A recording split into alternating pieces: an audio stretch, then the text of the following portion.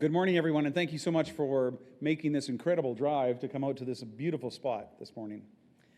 I appreciate you joining me for today's announcement. In my role as Alberta's Minister of Jobs, Economy, and Northern Development, I'm leading our government's actions focused on creating jobs and diversifying Alberta's economy.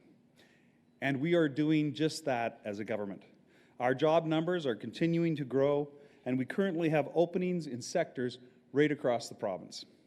So it's time to put out another call for skilled workers to come to Alberta and make Alberta their home. Alberta is calling again, and this time we are hoping that people from across Ontario and Atlantic Canada answer. We deployed the first phase of this highly successful campaign in summer 2022, and the response, well, it was outstanding. Nearly 33,000 Canadians heeding our call and moving to Alberta in Q3 of last year alone. And today, we are in the heart of the Rocky Mountains at the Canmore Nordic Centre to showcase Alberta's beauty and to talk about all of the amazing opportunities right here in Alberta. Today, we're announcing the latest phase of the campaign as we reach out to Canadians in Northern and Southwestern Ontario and all over the Maritimes. That's because we have nearly 100,000 rewarding jobs ready and available in a variety of high-demand sectors, including skilled trades, healthcare, accounting, engineering, technology, but also in the service and tourism sector. Almost every sector in Alberta needs people to fill the jobs. We have opportunities for Canadians across a wide variety of fields and industries. We have an excellent quality of life and an affordable lifestyle in every corner of this great and amazing province. No sales tax, low cost of living, very affordable housing, the highest wages in the country, and incredible opportunities to explore all that Alberta has to offer. And of course, breathtaking views like the ones you can see just outside our doors in every direction. This is exactly what job seekers will get when they decide to call Alberta home. Alberta's government continues to lay the foundation for job creation, building a business environment that promotes investment and economic growth for all Albertans. And the work that is already done is only made stronger through Budget 2023, with its focus on investment attraction, job creation, economic growth, and further diversification. Budget 2023 sets the stage for Alberta to remain Alberta's economic engine for years to come. To ensure we continue to create jobs and diversify the economy, we are advancing strong, business-friendly policies that make us a top choice to grow a company, raise a family, and to build a career. This is the renewed Alberta Advantage, a highly skilled workforce, business-friendly policies, a diversified economy, and an affordable, exceptional lifestyle.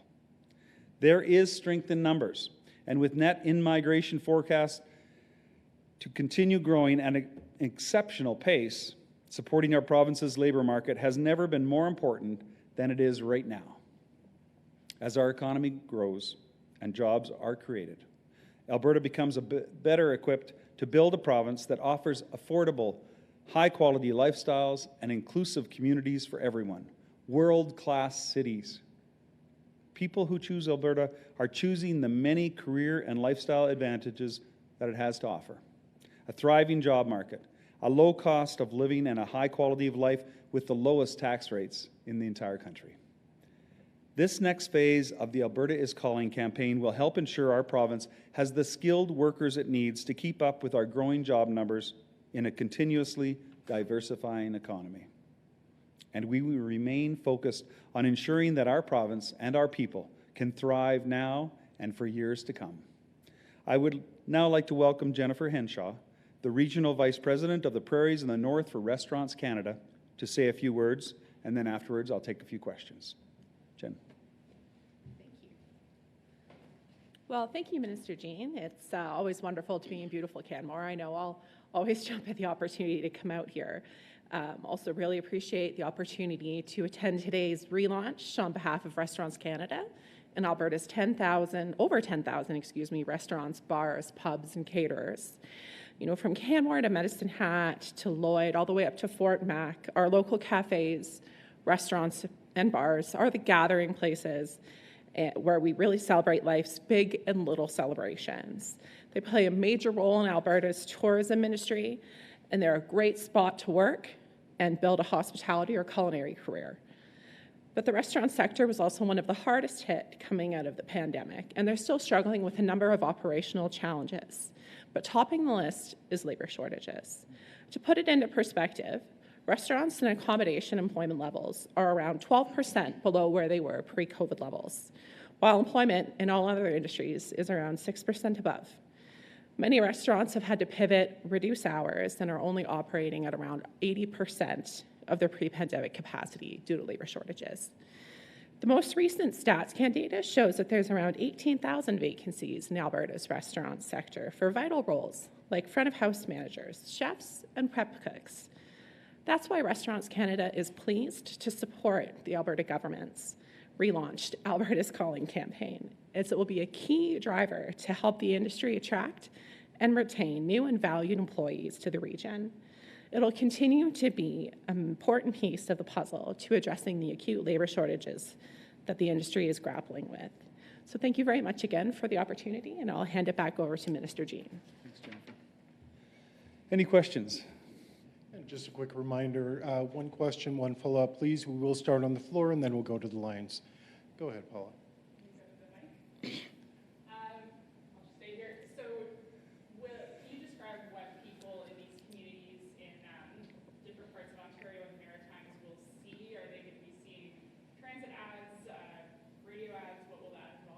They're going to see transit ads, billboards, they're going to hear radio ads, they're going to see a number of different mediums that are going to showcase some of Alberta's best kept secrets, like the mountains, many different opportunities, whether they're jobs or lifestyles, Calgary or Edmonton's downtown. So many people are so excited at what they see in Alberta when they come here to live, and we want to attract those people here because they recognize that you can buy a house here in Alberta for much less than you can in other jurisdictions. In Banff, Canmore, and other mountain communities, there are significant labor shortages, a lot of employers looking for people, and one of the problems is that while there's a lot to recommend these areas, there's a really significant shortage of housing for people. So while people may want to work here, there's just nowhere for them to live. Does your government have any plans to address that side of the equation as you're encouraging people to come here? We sure do, and we're looking at opportunities right across Alberta as far as affordable housing, more affordable housing, but right now we have the most affordable housing in all of Canada, pretty much, of any city. So people now can, for instance, sell their house in Toronto or in Vancouver and buy 4 houses here in Alberta, live in 1 and rent 3. That's what kind of market we have right now. So we're hoping that construction companies and personnel come out and make Alberta their home and build more houses, and we're encouraging them to do that. There's always going to be a need for more affordable housing because of the nature of the market, but we do have a housing situation that we are addressing, and we're investing in that. Thank you. And so can we go to the lines? Can you put through the first caller? Chris Barco, Calgary Herald. Hi, yeah, this is a question for Minister Jean. Can you explain how will the messages that you're putting out in this campaign be different from the ones previous that went to people in the major cities of Vancouver and Toronto?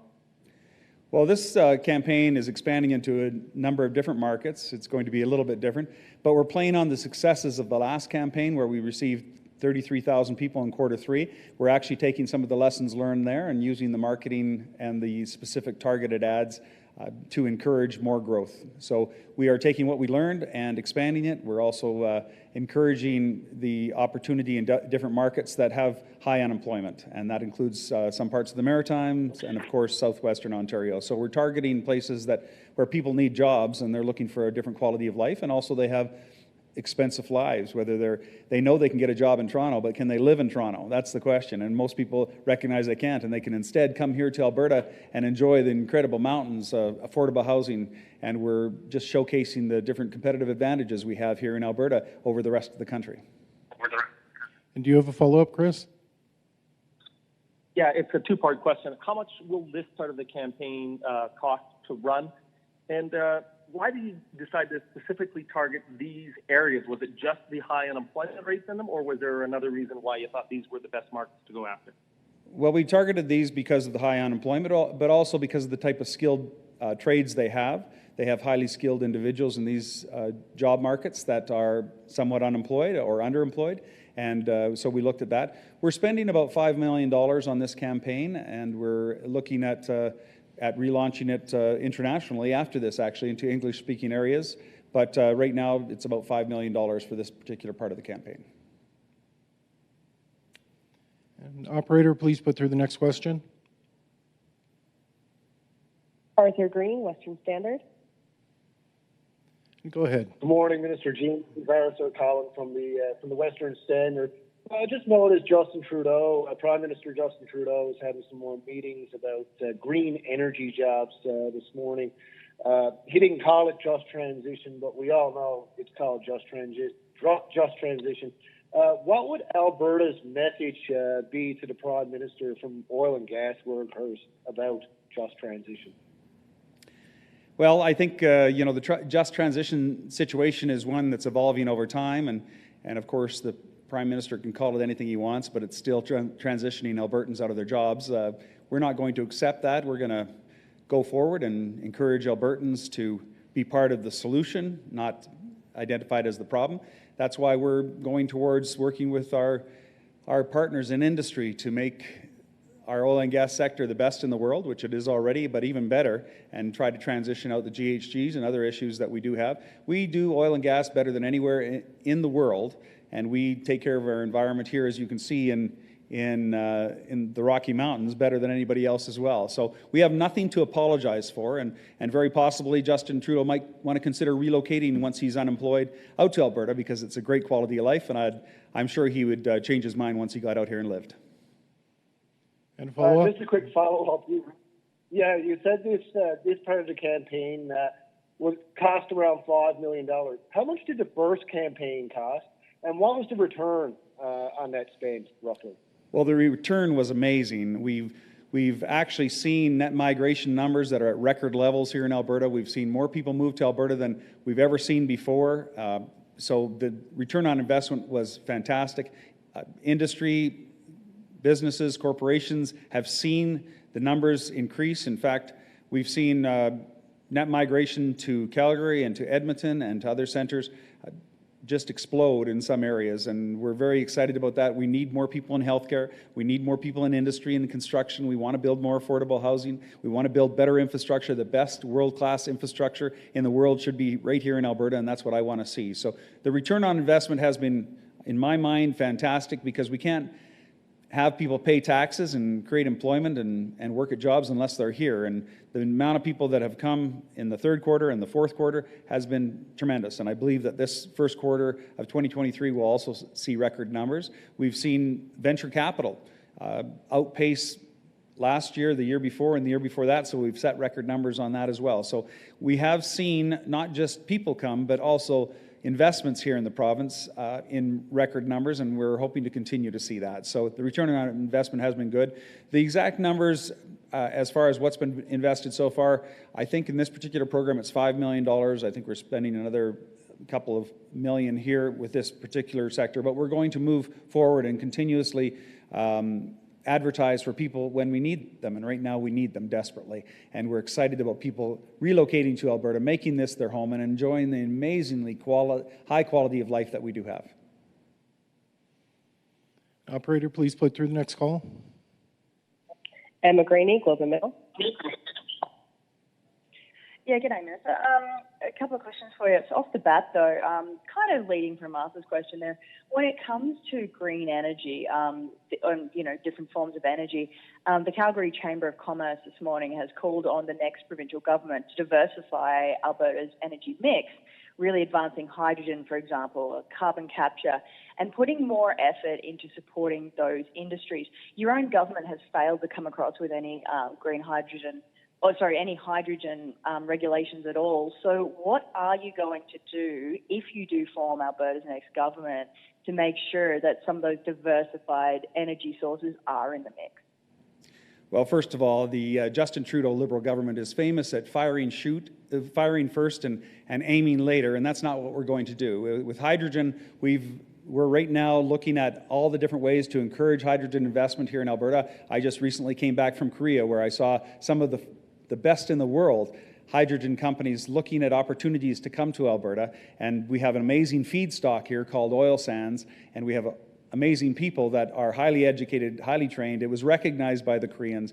They see Alberta as an opportunity for them, and I'm hoping they come here, share their technology, which they've said they will, so that we can make Alberta the greenest, the hydrogen superpower that it can be. And we're hoping to be able to do that. But let's be clear, we can't develop regulations until we know what we need to develop as far as those regulations go, because the world is not as far along as, well, Canada is not as far along as some places in the world. Korea is far advanced. I was surprised to see hydrogen filling stations there. I was surprised to see them talking about green steel produced through hydrogen and other opportunities that are there. So is the Alberta government looking at hydrogen opportunities, looking at opportunities to green our industries? Absolutely we are. And we're investing heavily in time and money to do exactly that. But we're going to get it right with regulation. We're going to make sure we do it right so that we are first and best in the world.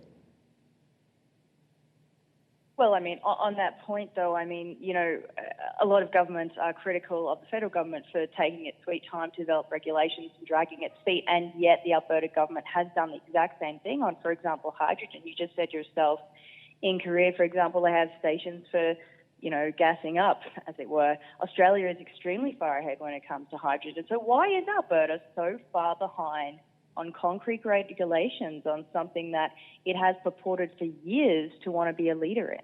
Well, you know, Emma, it's surprising. Your home country of Australia is our major competitor on hydrogen.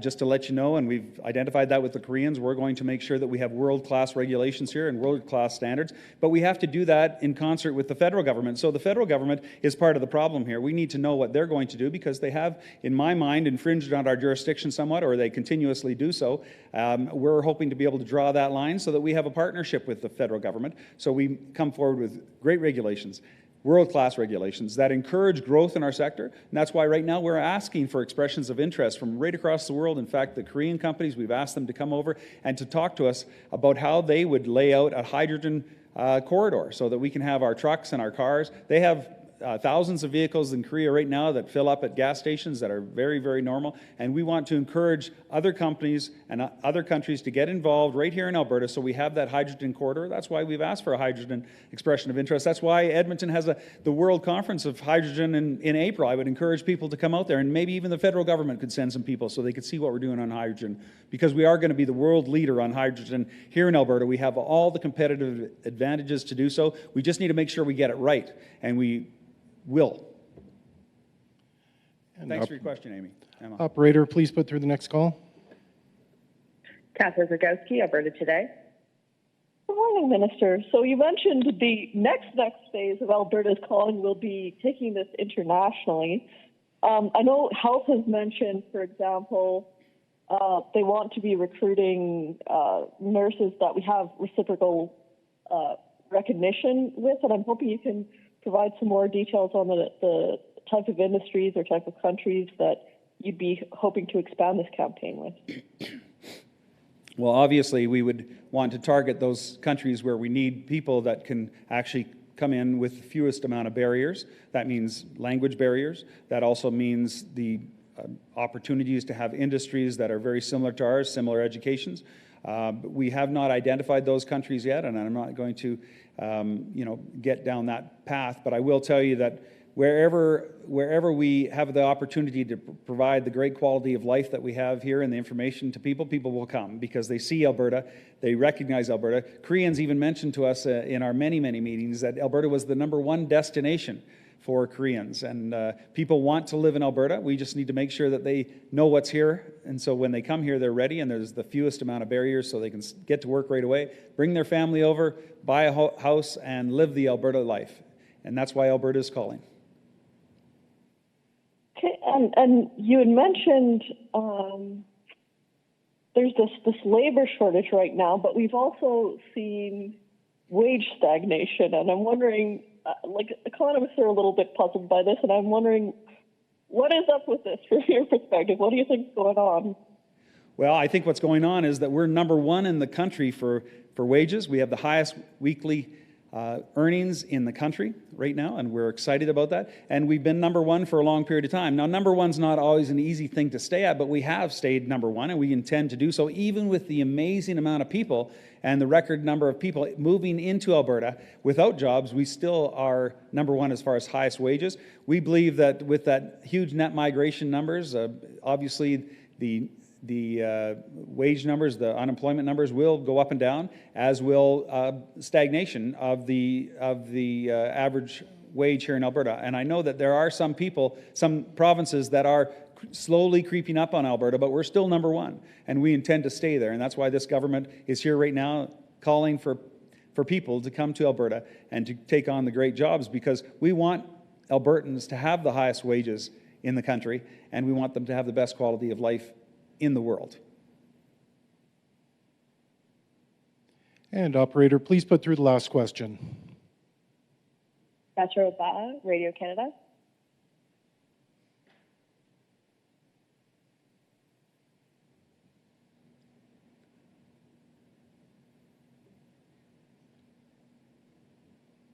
Sorry, I can't hear you.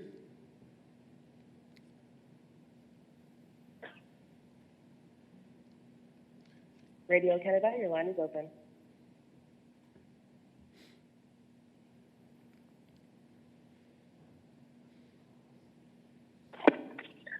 Yeah, it's okay. The question I wanted to ask has been answered. Well, that's great. Then I can just tell you that Alberta is calling. We are ready to have people come to our industries, come to our communities, come to our large cities and small communities in order to make Alberta their home. So I'm very excited to be here today, and I think if people give it a chance, Alberta will be their home. Thank you very much for your time.